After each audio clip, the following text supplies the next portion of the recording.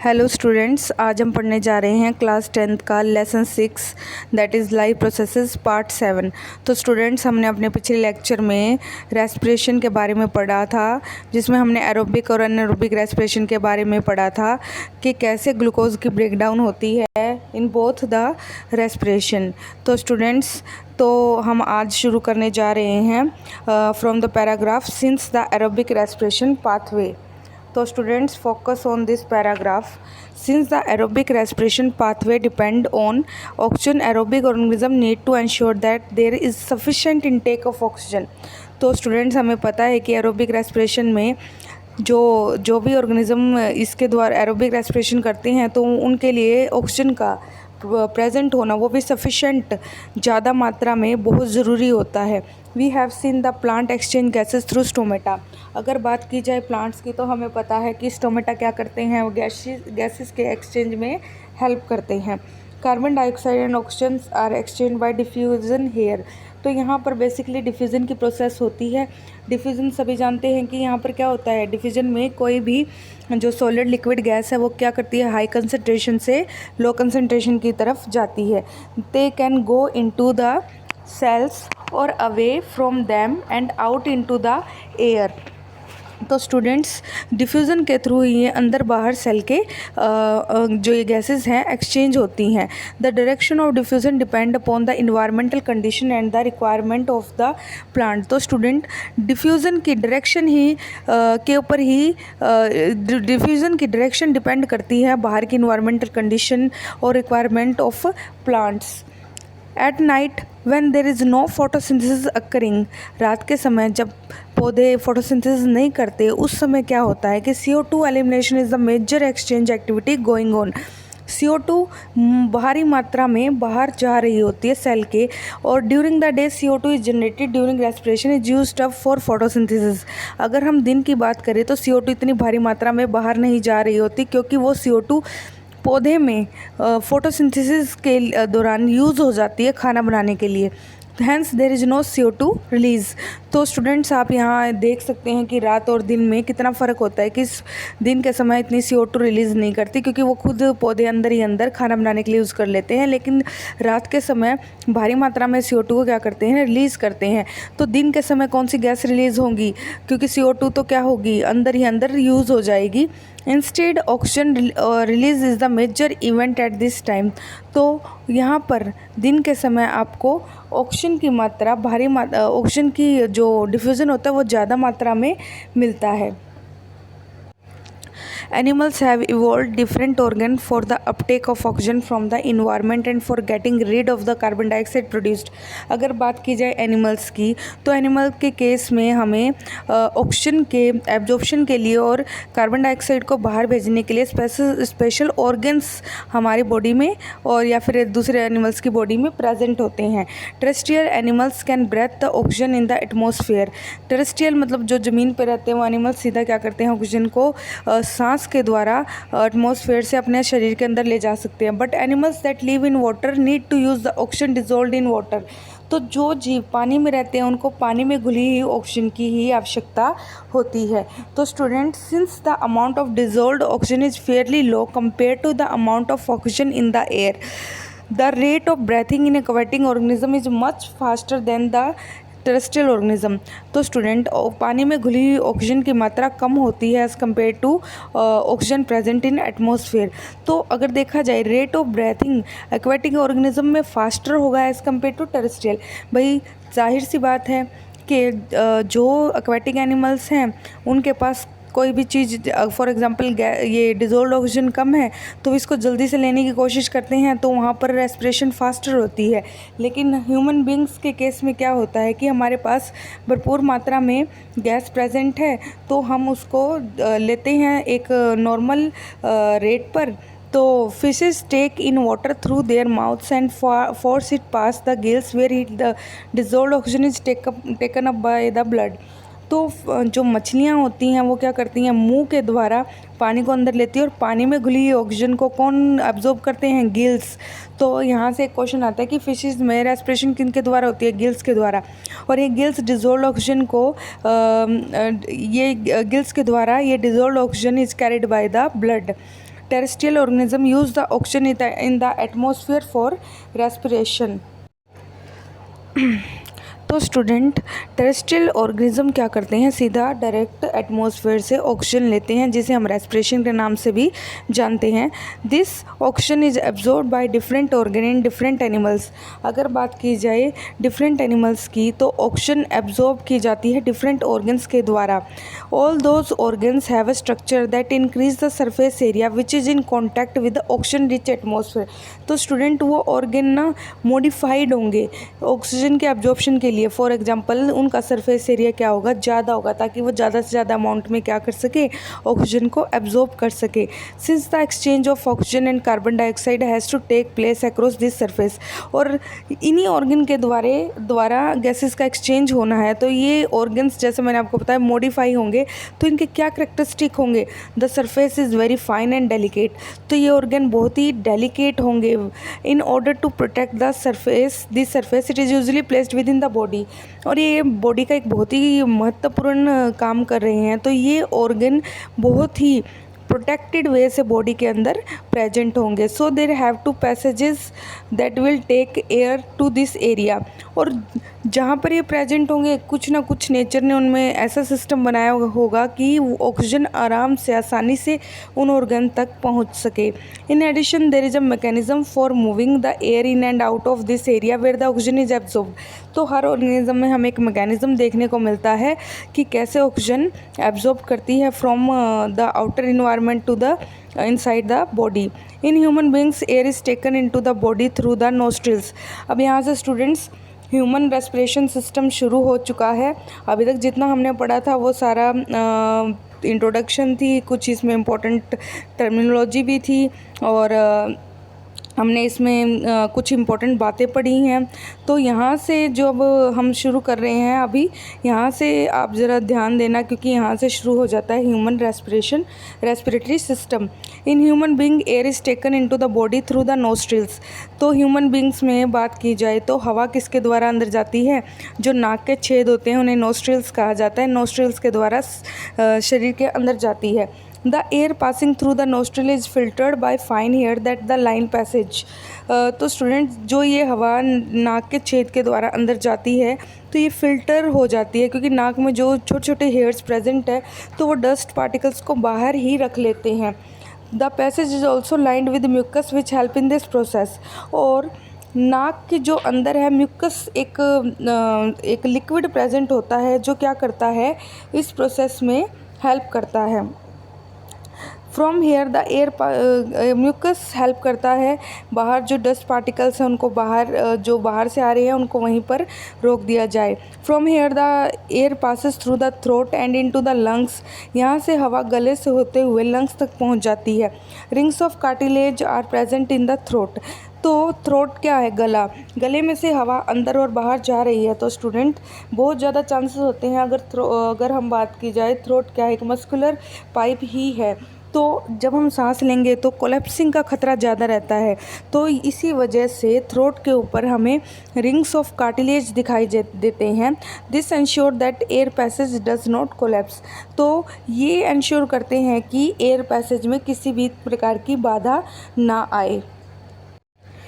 तो students now come to the figure 6.9 human respiratory system. जैसे जैसे हम पढ़ते जा रहे हैं आप इस फिगर को नोटिस करते रहें, क्योंकि यहीं से हमारे जो राइटिंग जो यहाँ पर लिखा हुआ है वो सारा हमारे जो ह्यूमन रेस्पिरेटरी सिस्टम है उसको एक्सप्लेन किया जा रहा है. तो within the lungs the passage divide into smaller and smaller tube which finally terminate in balloon like structure which are called alveoli. तो स्टूडेंट एक इंपॉर्टेंट टर्म निकल के आई है, व्हाट इज एल्वियोलाई. तो यहाँ इन्होंने बहुत ही शॉर्ट में लिख दिया है कि लंग्स के अंदर आपको छोटे छोटे बैलून लाइक स्ट्रक्चर दिखाई देती है जिसे हम एल्वियोलाई कहते हैं. The alveoli provide a surface where the exchange of gases takes place. तो स्टूडेंट एक बहुत ही इंपॉर्टेंट बात निकल के आई है कि गैसेस का एक्सचेंज कहाँ पर होता है, एल्वियोलाई के अंदर. आप 6.9 फिगर में भी देख सकते हैं कि नेज़ल पैसेज से स्टूडेंट्स जो नेज़ल पैसेज है वहाँ से हवा अंदर आ रही होती है, और यहाँ जो थ्रोट है, थ्रोट कि जिसे हम ये विंड पाइप के नाम से भी जानते हैं, ट्रैकिया, उसके ऊपर कुछ कार्टिलेजिनस रिंग होते हैं और ये 2 भागों में डिवाइड हो जाता है जिसे हम ब्रोंकस कहते हैं। अब प्लूरल में इसको ब्रोंकाई कहेंगे, सिंगुलर में ब्रोंकस। अब ये ब्रोंकस लंग्स के अंदर चला जाता है और यहाँ फर्दर बहुत सारी ब्रांचेस में डिवाइड हो जाता है और इन ब्रांचेस को ब्रोंक्यूल्स कहा जाता है। और हर ब्रांचेस, जितनी भी ब्रांचेस है लंग्स के अंदर, उनकी एक एंडिंग होती है इन अ बैलून शेप स्ट्रक्चर, और इस बैलून शेप स्ट्रक्चर को क्या कहा जाता है? एल्वियोलाई। और बेसिकली गैसेस का एक्सचेंज कहाँ होता है? इसी स्ट्रक्चर के अंदर गैसेस का एक्सचेंज होता है। The alveoli provide a surface area where the gases exchange takes place. The walls of the, अब यहाँ पर गैसेस का एक्सचेंज हो रहा है तो स्टूडेंट्स हमने पढ़ा है कि जो भी ऑर्गन रेस्पिरेशन में हेल्प करता है उसमें स्पेशल करेक्टरिस्टिक होते हैं। तो यहाँ पर एल्वियोलाई की क्या करेक्टरिस्टिक्स हैं, तो आप ज़रा ध्यान से अंडरलाइन करना। The walls of the alveoli contain an extensive network of blood vessels, मतलब यहाँ पे ब्लड की बहुत ही अच्छी सप्लाई है। तो एक इम्पॉर्टेंट करेक्टर ये हो गया, आप अंडरलाइन करते रहिएगा। As we have seen in earlier years, when we breathe in, we lift our ribs and flatten our diaphragm। तो स्टूडेंट ये भी यहाँ पे बहुत ही शॉर्ट में बताया गया है। ये क्वेश्चन बहुत बार एग्ज़ाम में भी आता है कि जब हम सांस लेते हैं तो रिब्स की मूवमेंट डायरेक्शन क्या होती है और डायफ्रागम की डायरेक्शन क्या होती है। तो स्टूडेंट डायफ्रागम पहली बात तो होता क्या है, जैसे आप छोटी क्लास से पढ़ते आए हैं, डायफ्रागम हमारा डोम शेप स्ट्रक्चर होता है मस्कुलर, जो देखो ये रहा, ये डोम शेप्ड मस्कुलर स्ट्रक्चर होता है। अगर आप अपने हाथ भी लगाएंगे अपनी बॉडी के नीचे तो आपको एक यू शेप्ड आपको स्ट्रक्चर, मस्कुलर स्ट्रक्चर दिखाई देगा और महसूस होगा, जिसे हम डायफ्रागम के नाम से भी जानते हैं। तो स्टूडेंट डायफ्रागम के बारे में तो पता चल गया। अब जब हम सांस लेते हैं, ब्रेथिंग इन करते हैं तो क्या होता है, रिब्स क्या करती हैं, उनकी मूवमेंट बाहर की तरफ होती है और डायफ्रागम कहाँ जाएगा, ऊपर जाएगा, नीचे जाएगा। ड्यूरिंग व्हेन वी इनहेल, जो डायफ्रागम है वो क्या करता है, वो हमारा नीचे की तरफ जाता है, और जब हम सांस छोड़ते हैं तो वो कहाँ जाएगा, ऊपर अपनी नॉर्मल पोजीशन में चला जाएगा। तो ये इम्पोर्टेंट पूछा जाता है कि सांस लेते हुए और छोड़ते हुए डायफ्रागम की क्या पोजीशन होती है। तो इसके नोट्स मैंने आपको पहुंचा दिए हैं, तो आप इसको अपनी कॉपी में नोट डाउन कर लेना। बस next is, as we have seen in earlier, when we breathe in we lift our ribs and flatten our diaphragm। the chest cavity becomes larger as a result। जैसे हम सांस लेते हैं तो चेस्ट कैविटी क्या हो जाती है, बढ़ जाती है, क्योंकि उसमें हवा चली जाती है। Because of this air is sucked into the lungs and फिल्स the expanded alveoli. और इस तरह से हवा लंग्स के अंदर चली जाती है और जो एल्वियोलाई है वो क्या करेंगी, वो फूल जाएगी गुब्बारे की तरह। The blood brings carbon dioxide from the rest of the body for release into alveoli. जैसे ही हवा एल्वियोलाई के अंदर आती है तो हमारा जो ब्लड है बदले में क्या लेकर आता है, कार्बन डाइऑक्साइड। और एल्वियोलाई के अंदर क्या होता है, कार्बन डाइऑक्साइड को भेज दिया जाता है और ऑक्सीजन को वहाँ से ले लिया जाता है by the process of diffusion. And the oxygen in the alveolar air is taken up by the blood in the alveolar blood vessel to the transported all the cells of the body. और यहीं से oxygen haemoglobin के द्वारा सभी sales तक पहुँचा दी जाती है। और आपको पता है सेल्स के अंदर क्या होता है, ग्लूकोज का फिर ब्रेकडाउन होता है in the presence of oxygen, और यही ऑक्सीजन जाकर उन ग्लूकोज को तोड़ती है। During the breathing cycle, when air is taken in and let out, the lung always contain a residual volume of air so that there is a sufficient time for oxygen to be absorbed and for the carbon dioxide to be released। तो student residual volume एक important definition है जो मैं आपको explain कर देती हूँ कि जब हम सांस छोड़ते हैं और अंदर लेते हैं तो इसका मतलब जब हम सांस छोड़ते हैं ऐसा नहीं है कि हमारी सारी हवा अंदर लंग्स के अंदर जितनी भी हवा वो एकदम से सारी हवा बाहर चली जाती है। कुछ amount of air remain present in lungs. बेशक हम सांस को बाहर छोड़ रहे हैं, ऑक्सीजन को बाहर छोड़ रहे हैं, कुछ अमाउंट ऑफ ऑक्सीजन हमेशा प्रेजेंट रहती है लंग्स के अंदर, जो क्या करवाती है आगे जाकर फूड का ब्रेकडाउन करवाती है। तो इसे हम बोलते हैं रेसिडुअल वॉल्यूम, जो लंग्स में हमारे फेफड़ों में रह जाती है। बेशक हम हवा को क्या करते हैं, एक्सपेल करते हैं। When the body size of animal is large, the diffusion pressure alone can not take care of oxygen delivery to all parts of the body. तो स्टूडेंट्स तो स्टूडेंट जैसे ही अगर एनिमल के साइज़ की बात की जाए, जैसे छोटे एनिमल्स फॉर एग्जांपल अमीबा, वहाँ तो डिफ्यूज़न काम कर जाएगा, लेकिन जैसे जैसे एडवांसमेंट बढ़ती जाएगी, कॉम्प्लेक्सिटी बढ़ती जाएगी, तो कॉम्प्लेक्स ऑर्गेनिज्म में डिफ्यूज़न से काम नहीं चलेगा। यहाँ पर डिफ्यूज़न तो होगा, लेकिन डिफ्यूज़न को करवाने के लिए कुछ स्पेशल सब्सटेंसेस होंगे जो क्या करेंगे, डिफ्यूज़न की प्रोसेस को शरीर के अंदर परफॉर्म करवाएंगे। The diffusion pressure alone cannot take care of oxygen delivery to all parts of the body. Instead, respiratory pigment take up oxygen from the air in the lungs and carry to it tissues which are deficient in oxygen before releasing it. तो इस case में जो अगर बात की जाए animals की, तो जो सब्सटेंस हेल्प करवा रहा है डिफ्यूज़न करवाने में, तो वो कौन सा सब्सटेंस है भाई? रेस्पिरेटरी पिगमेंट है। और वो रेस्पिरेटरी पिगमेंट है क्या? वो है हीमोग्लोबिन। हम जैसा पढ़ के आए हैं ब्लड कंपोनेंट्स के बारे में कि आरबीसी के अंदर एक पिगमेंट होता है, पिगमेंट मतलब जो कलर देता है, हीमोग्लोबिन होता है। वो हीमोग्लोबिन के पास वह एक इम्पॉर्टेंट कार्य करता है, वो ऑक्सीजन को अपने साथ एब्जॉर्ब कर लेता है और उसको जहाँ पे भी सेल को नीड होती है वहाँ पर ऑक्सीजन को पहुँचा देता है। In human being the respiratory pigment is haemoglobin. तो इम्पॉर्टेंट क्वेश्चन है, which has a very high affinity for oxygen. The pigment is present in RBC. तो ये लाइन्स आप अंडरलाइन करते रहना कि हीमोग्लोबिन कहाँ प्रेजेंट होता है? आरबीसी में। It is very high affinity for oxygen. तो student carbon dioxide is more soluble in water than oxygen is, hence is mostly transported in the dissolve form in our blood. Carbon dioxide क्या करती है? Mostly dissolve form में होती है, soluble होती है water के अंदर। तो ऑक्सीजन एज अ गैस आती है, लेकिन कार्बन डाइऑक्साइड डिजोल्व फॉर्म में हमारे हीमोग्लोबिन के ज़रिए एल्विलाई तक पहुंच जाती है और एल्विलाई से कहाँ चली जाती है? बाहर, शरीर के बाहर चली जाती है। तो students next come to the yellow paragraph. Do you know if the alveolar surface were spread out it would cover about 80 metre square.